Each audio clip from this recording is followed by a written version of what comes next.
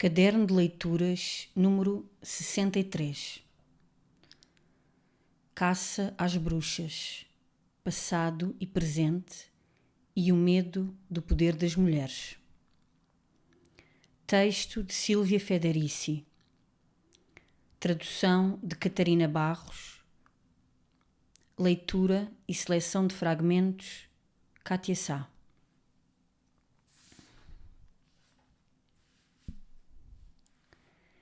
Ela está sozinha ao entardecer, num espaço vazio, segurando nas mãos uma meada de fio azul que serpenteia em seu redor, envolvendo um casario que quase parece a continuação do seu corpo. Traçando el Camino é um dos muitos quadros que Rodolfo Morales, um dos mais importantes artistas mexicanos do século XX, dedicou ao tema do corpo feminino enquanto tecido material e social que mantém a comunidade unida. A pintura de Morales é o contraponto da imagem da bruxa, com o seu olhar silencioso e o seu avental bordado. A mulher que representa é quase angelical. No entanto, algo de mágico e dissimulado nela faz lembrar a conspiração feminina, que foi a justificação histórica para a caça às bruxas, que manchou de sangue a Europa do século XV ao século XVIII, fornecendo talvez uma pista para alguns dos mistérios que estão no centro desta perseguição ainda não resolvida pelos historiadores. Por que é que esta caça era principalmente dirigida às mulheres?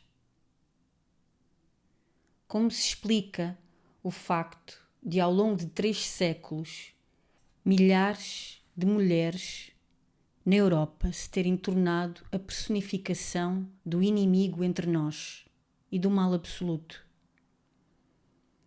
E como se concilia o retrato todo-poderoso, quase mítico, que inquisidores e demonólogos pintaram das suas vítimas, como criaturas do inferno, terroristas, devoradoras de homens, servas do diabo que atravessavam os céus desgovernadas nas suas vassouras, com a figura indefesa das mulheres concretas que foram acusadas destes crimes e depois horrivelmente torturadas e queimadas na fogueira.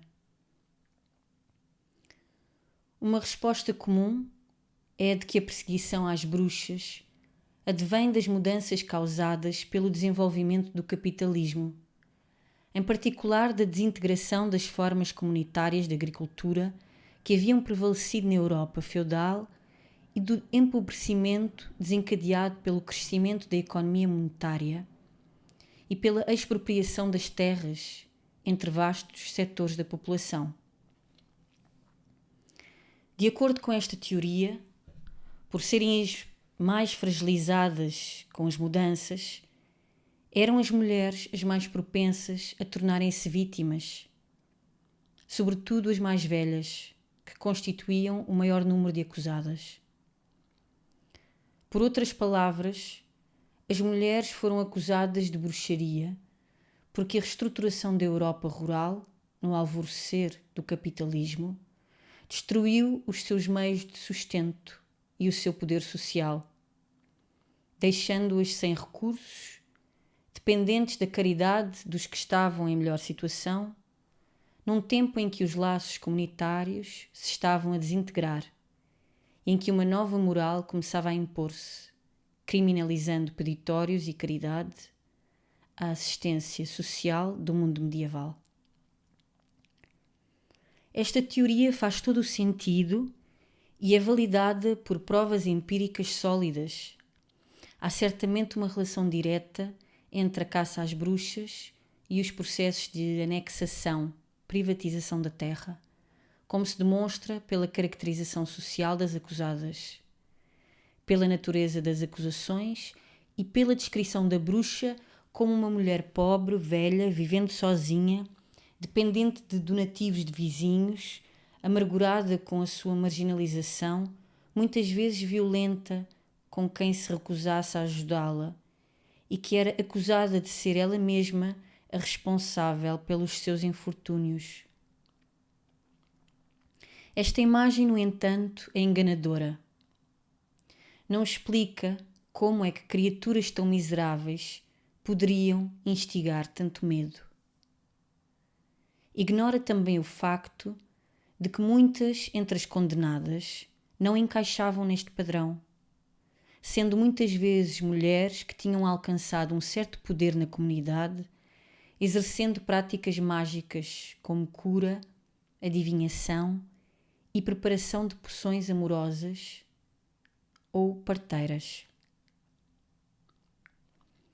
Será que as bruxas representavam uma ameaça invisível, apenas real aos olhos dos que colaboraram no seu extermínio? O capitalismo foi a resposta aos conflitos da elite feudal. A igreja, os proprietários das terras e os comerciantes.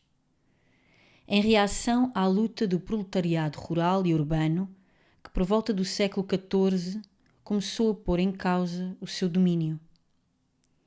Foi uma contra-revolução que não apenas dizimou as novas reivindicações de liberdade, como também virou o mundo ao contrário, criando um novo sistema de produção baseado em concepções do trabalho, riqueza e valor completamente diferentes. Enquanto sistema que tem na indústria a principal fonte de acumulação de riqueza, o capitalismo não teria lugar sem levar a cabo uma batalha histórica contra tudo o que limitasse a completa exploração do trabalhador, a começar pela rede de relações que uniam os indivíduos ao mundo natural, às outras pessoas e aos seus próprios corpos. Uma condição prévia para o desenvolvimento do capitalismo foi a destruição da concepção mágica do corpo que prevalecia na Idade Média, que lhe atribuía poderes que a classe capitalista não poderia explorar e que pareciam incompatíveis com a transformação do trabalhador numa máquina de trabalho. Tratava-se do poder de voar, adivinhar o futuro, adquirir formas animais, regressar do túmulo para exercer vinganças e, acima de tudo, controlar os elementos da natureza. É neste contexto que o ataque às mulheres deveria ser situado. Devido à sua relação única com o processo reprodutivo, em muitas das sociedades pré-capitalistas, as mulheres eram consideradas particulares conhecedoras dos segredos da natureza, que lhes permitiriam gerar a vida e a morte e descobrir as propriedades secretas das coisas. Praticar magia, como curandeiras, praticantes de medicina tradicional, ervanárias, parteiras, criadoras de poções de amor, também era para muitas mulheres uma forma de emprego e, sem dúvida, uma forma de poder, embora isso as deixasse expostas à vingança quando os seus remédios falhavam. Esta é uma das razões pelas quais as mulheres se tornaram o primeiro alvo da tentativa capitalista de criar uma concepção mecanizada do mundo. A racionalização do mundo natural, condição prévia para uma disciplina de trabalho mais organizada e para a revolução científica, passou pela destruição da bruxa. Até mesmo as torturas indescritíveis às quais as acusadas foram sujeitas adquirem um significado diferente quando entendidas como formas de exorcismo contra os seus poderes.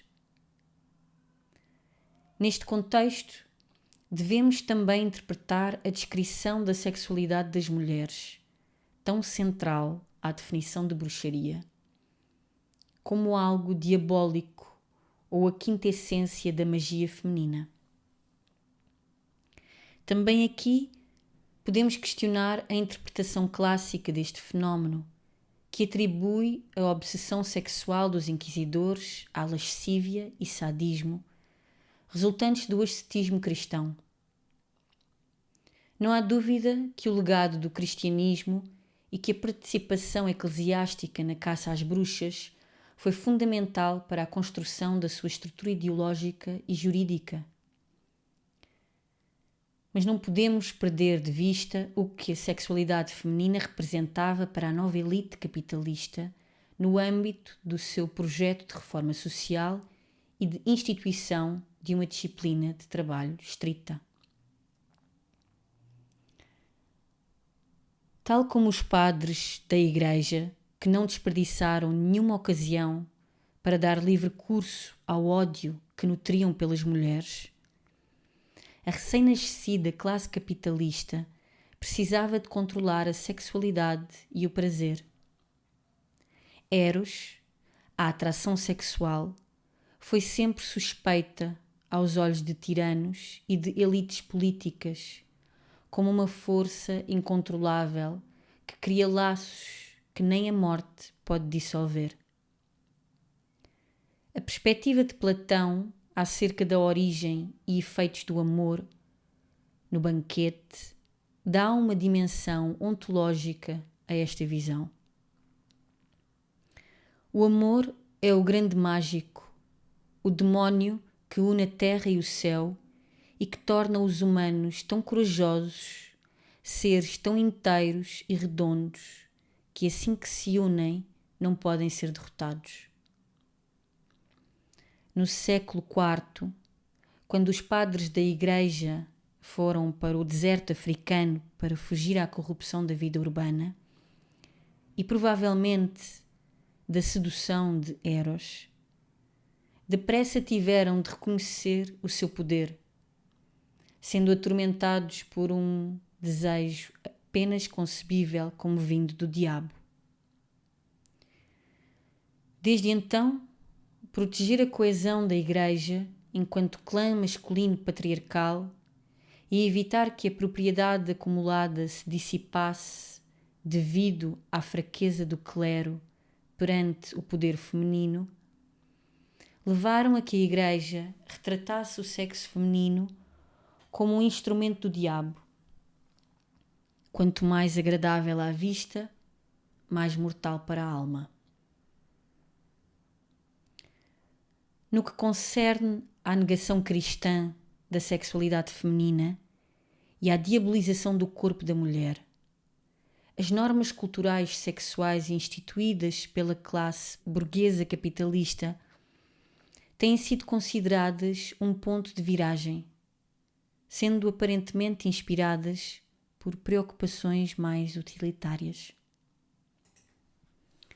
Assim, a reintegração protestante do sexo na vida matrimonial enquanto remédio para a concupiscência e o reconhecimento do legítimo papel das mulheres na comunidade enquanto esposas e mães têm frequentemente sido descritos como um corte com o passado.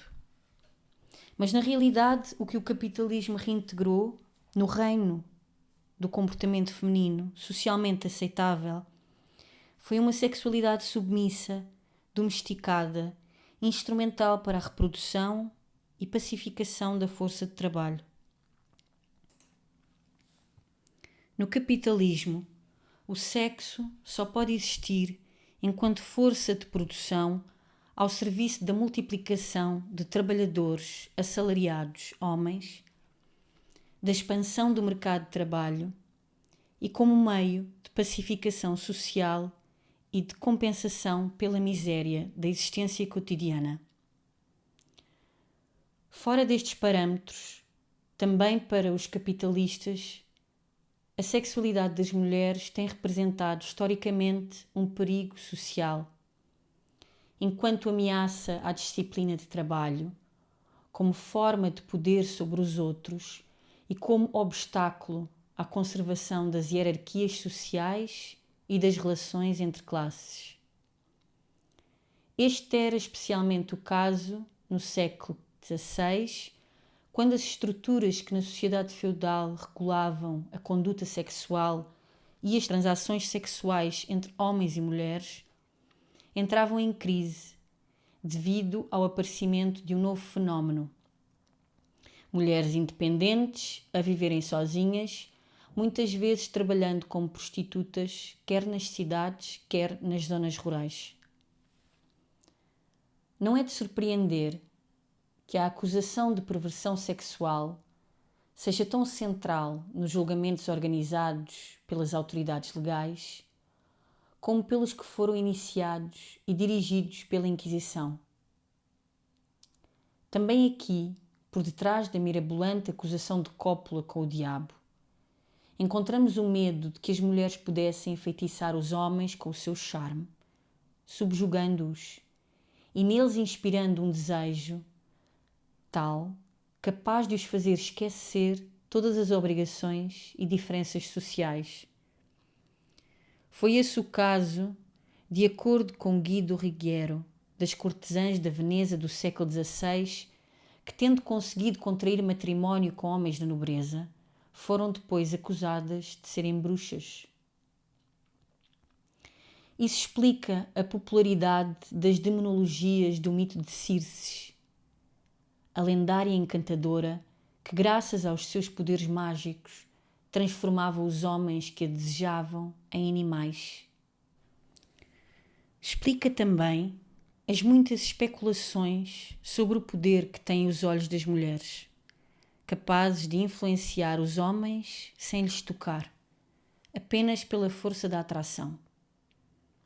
Também o pacto com o diabo de que as mulheres foram acusadas e que costumava envolver troca monetária, expressa uma preocupação a respeito da capacidade que as mulheres tinham de controle dos recursos financeiros dos homens, assim como revela uma preocupação com a gestão do salário masculino. Assim, tudo se fez para descrever a sexualidade feminina como algo perigoso para os homens e para humilhar as mulheres de modo a que reprimissem o desejo de usarem os seus corpos para atraírem os homens. Nunca antes na história, o corpo das mulheres havia sido sujeito a um ataque tão massivo, organizado internacionalmente, legalmente aprovado e abençoado pela religião. Com as mais inconsistentes provas, de costume não mais que uma denúncia, centenas de milhares de mulheres foram presas, despidas, completamente depiladas e de seguida picadas com longas agulhas por todo o corpo em busca da marca do diabo. Muitas vezes na presença de homens, desde os seus carrascos aos padres e notáveis da região. E isto não era de todo o fim dos seus tormentos. As mais sádicas torturas alguma vez inventadas pelo homem foram infligidas aos corpos das acusadas, providenciando o laboratório ideal para o desenvolvimento de uma ciência da dor e da tortura. As mulheres foram aterrorizadas com acusações fantasiosas, torturas horrendas e execuções públicas porque o seu poder social tinha de ser destruído. Um poder social que, aos olhos dos que as perseguiam, era obviamente significativo, até mesmo no caso das mulheres mais velhas. Eram estas, aliás, as portadoras da memória coletiva da comunidade. Como Robert Muchambled nos recorda, eram elas quem se lembrava das promessas feitas, da fé traída, do tamanho das propriedades, sobretudo terras, dos acordos relativos aos costumes e da responsabilidade de quem os violava.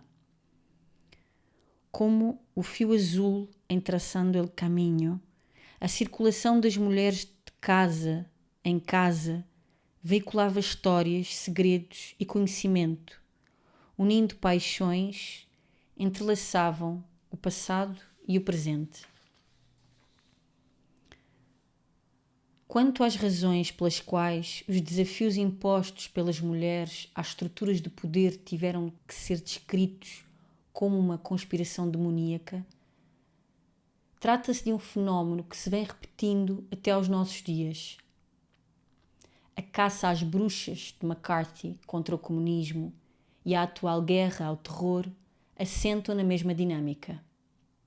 O exagero na descrição de crimes de proporções míticas para justificar castigos terríveis é um modo eficaz de aterrorizar toda uma sociedade, de evitar que se lhes retire importância e de fazer com que as massas temam participar em atividades que até então eram consideradas normais.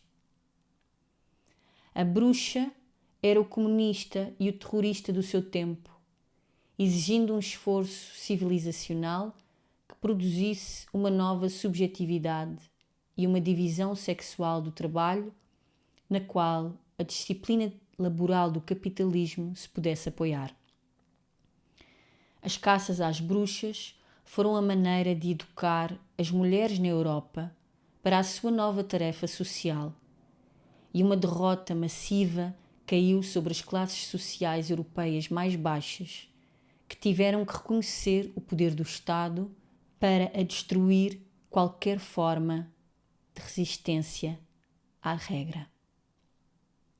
Não foram apenas os corpos das bruxas que foram destruídos na fogueira, mas um mundo inteiro de relações sociais que tinham sido a base do poder social das mulheres, bem como um vasto conjunto de conhecimentos que elas haviam transmitido de mãe para filha ao longo de várias gerações.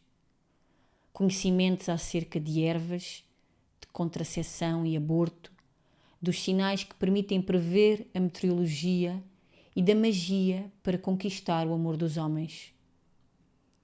Foi isto que ardeu em cada praça de cada vila com a execução das acusadas, expostas no estado mais abjeto, acorrentadas e lançadas às chamas.